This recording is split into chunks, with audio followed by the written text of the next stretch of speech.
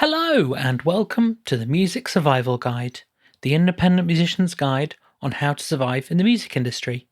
My name's Phil, a mixing and mastering engineer. Well, hello to you. I hope you're all doing very well out there.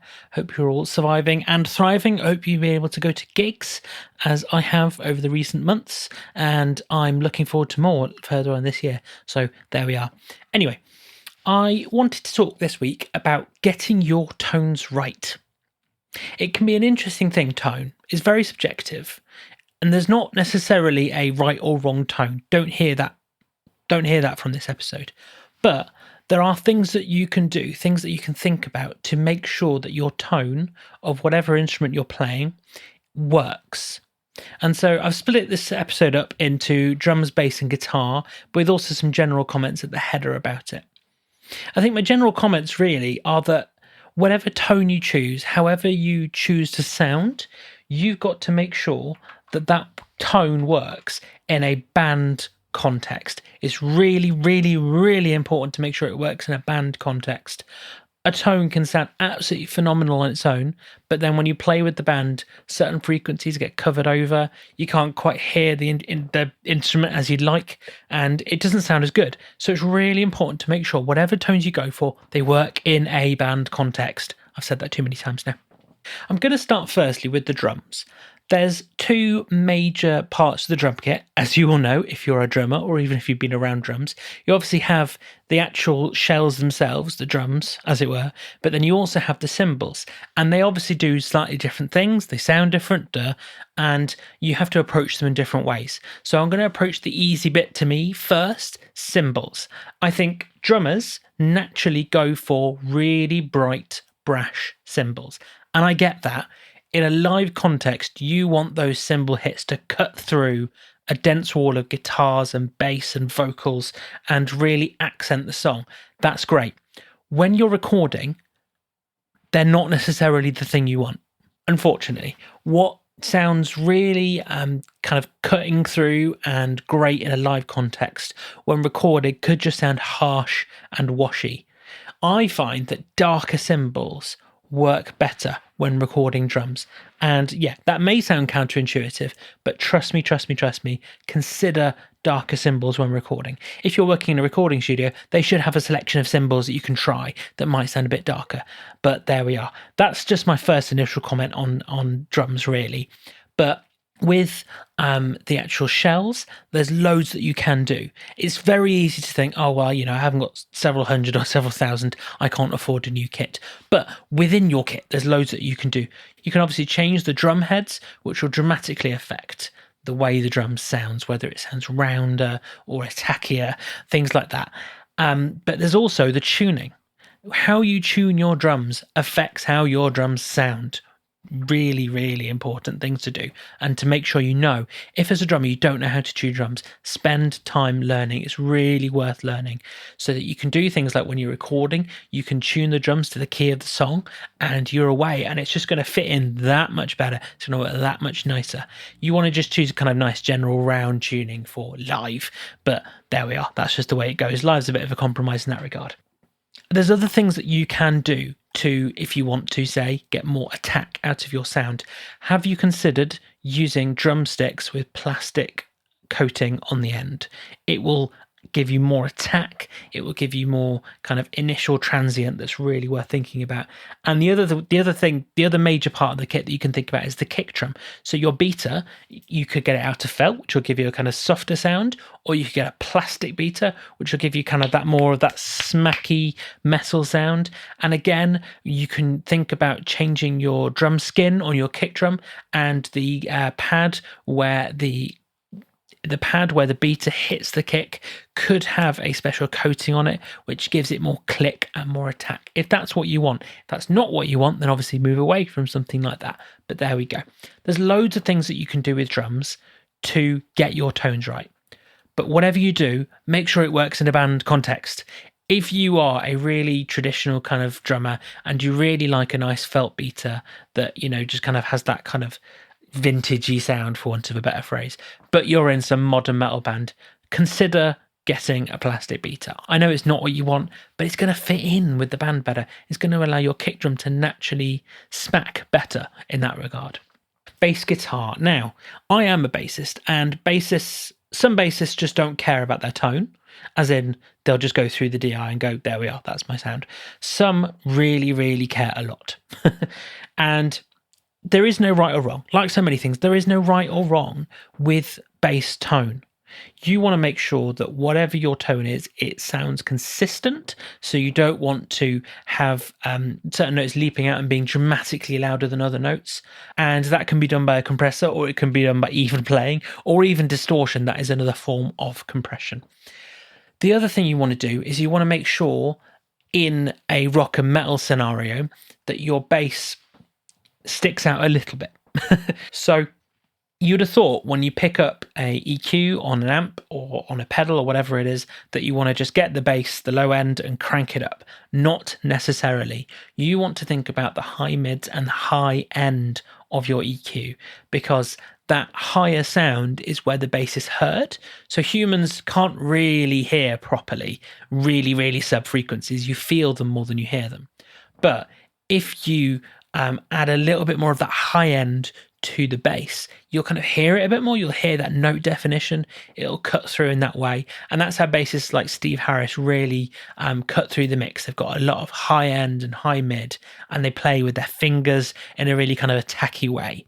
If you can't play with your fingers in an attacky way, but you want that kind of tone, try a pick. It gives you just that more attack, and it allows you to make a more consistent note. So you might not need a compressor. You might not need as much compression.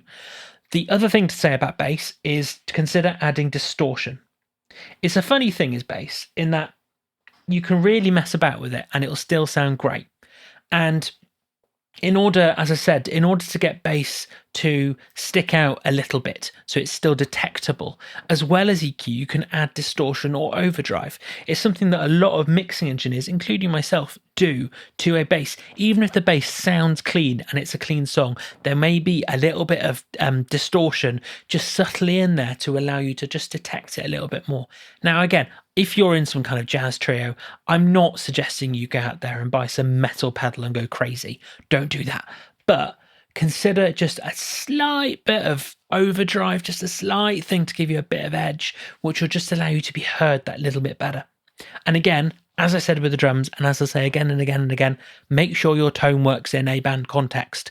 If you're in a metal band, I'm using this similar example. If you're in a metal band and you have a really smooth, silky bass tone, you're probably not going to be heard, and that's not great, and it's not necessarily going to serve the music. So make sure you get your bass tone right. After the break, I'm going to talk about the biggie of tones, as it were, and that is guitar.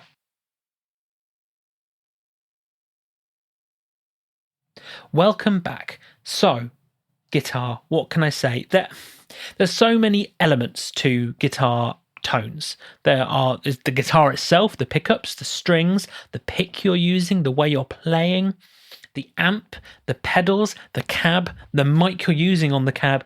All of these things really, really can dramatically affect your tone. The thing to say about guitar is the magic is in the mid-range. If you want to massively scoop out the mid-range, you will find that on your own that might sound amazing, but in a band context, your guitar will disappear. It'll be swallowed up sonically by the other instruments in the band, and that's not great. That's not what you want. It's not going to help you. It's going to help the guitars disappear in the mix, and you're just not going to sound your kind of full potential. The thing you want to do is focus on the mid-range. You probably want more mid-range than you first think. It will probably sound a bit too much when you're playing on your own, but in a band context, it will work well. It'll allow your guitar to stick out just as much as it needs to, not too much, that you can be heard, that you work with the music, with the song. So focus on that. I would say the magic is in the mid-range. Whatever you do, the magic is in the mid-range. Your guitar tone could be clean, it could be really driven, it could be fuzzy, it could be all sorts of things. Focus on the mid-range. The other thing to say about guitar is you want to make sure, especially if you have another guitarist or a keyboardist or something like that, that your tone is complementary with the other instrument, so the keyboards or with the other guitar. Make sure you have complementary tones that work and gel well together. There are countless bands where a band member chooses their tone and it doesn't matter what the other band member sounds like, that is their tone. That is not going to gel well. You want to have tones that gel well.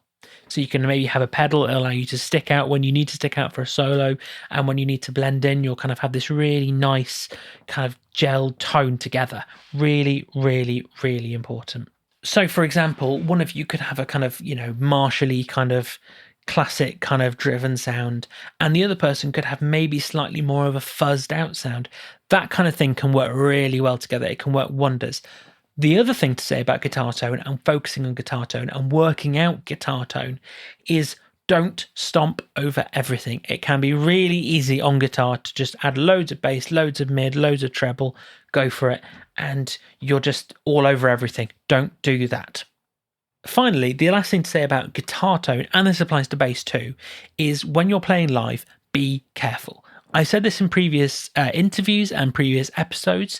The live engineer is there to help you sound good as a band.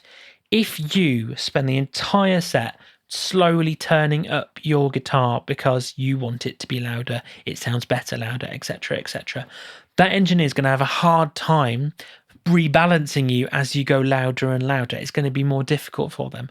And as a result, their balance is going to be thrown off. And as a band, you won't sound as good. So really think twice before turning up your tone, turning up your amp. It won't necessarily help you, and it won't help the greater good of the band. All I'm saying with all of this is getting your tone right can be something that's done alone, and it should be done alone initially because there's lots of tweaking, but you need to make sure it works in a band context. Take your tone to the rehearsal and find out if it works. If it does, great. If it doesn't, focus on it, work on it, see what you can do better. Really, really important. Just before I finish, a quick note about vocal tone. I've avoided talking about vocal tone mostly because a lot of it comes down to a very personal thing. If you get training or not, how does your voice just sound anyway? What genres does your voice suit? That kind of thing. But one really important thing I wanted to say is when you're working out what key to put your music in, put it in a key that suits the singer's voice. It's an absolutely killer, awful idea to put it in whatever key you're comfortable playing on the guitar or on the bass or whatever. Make sure the singer can sing it and it's comfortably within their range. Work out what the range of the singer is and go with it. I know that's not fun, but it's just going to help your music sound better. There's no two ways about it. So that is it for another episode of the Music Survival Guide. If you enjoyed it, then please leave me a review wherever you listen to the podcast. I really appreciate every single interview, and it's just really wonderful to read them. So if you are on any sort of player where you can leave a review, it would be super wonderful to allow people to discover what is happening here. Please also share it with any friends and bandmates if you thought it was useful. If you're maybe having a bit of an argument about tone, maybe don't send this because that'd be a bit passive aggressive, but use it to launch a conversation, have a bit of a chat about it. Finally, I really appreciate all of you, so if you're interested, there is a community on Facebook called the Music Survival Guide Community. Hop over there for chats about music and band life with other musicians and industry people, and I will see you next time.